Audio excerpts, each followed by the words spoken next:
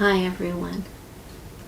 The first church that became a home church for David and me in the early 1990s was Streetsville United Church. And at that church, at the time when we first started going there, they had a C.S. Lewis reading circle. And they would read one of C.S. Lewis's books and then come together and discuss it.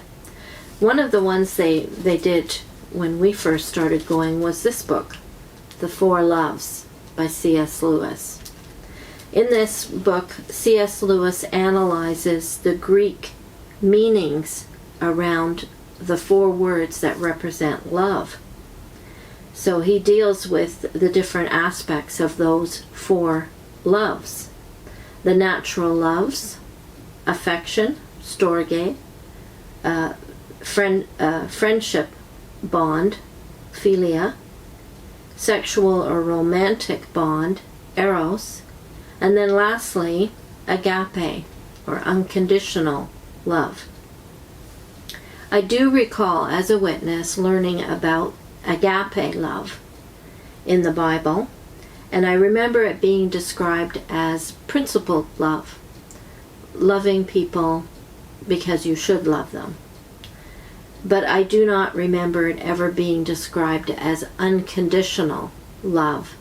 And so I think by defining it as principled love, they took away from it, or they hid from you the grace aspect of that love. So when Lewis speaks about agape love, he translates it with the word charity. So I think that does give you the idea of unconditional as well. He also unpacks the other loves with phrases like need love, gift love, and appreciative or appreciation love. I would really recommend this book for a family to read, especially if you have teenagers, because at that point they're making friendships of their own. They're a little more independent than they've ever been.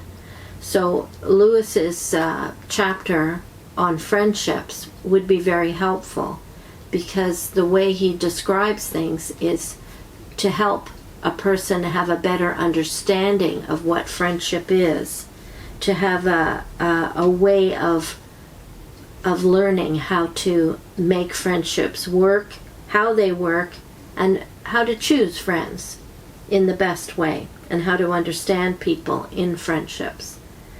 And then I also think his chapter on eros is excellent for young people who are perhaps preparing towards marriage, having a mate. So this would help them, I think, help them to understand the subtleties between male and female, the way we think, the way we do things, the wisdom that should be applied when finding a mate, and the possible consequences if you don't choose well, or if you don't know how to maintain a relationship well. He breaks the book into these kinds of chapters. The first one is just his introduction. The second chapter is likings and loves for the subhuman. So in that one he's talking mostly about love of nature, country, home. And then he has a chapter on affection, a chapter on friendship, a chapter on eros, and a chapter on agape, or charity. He calls it charity.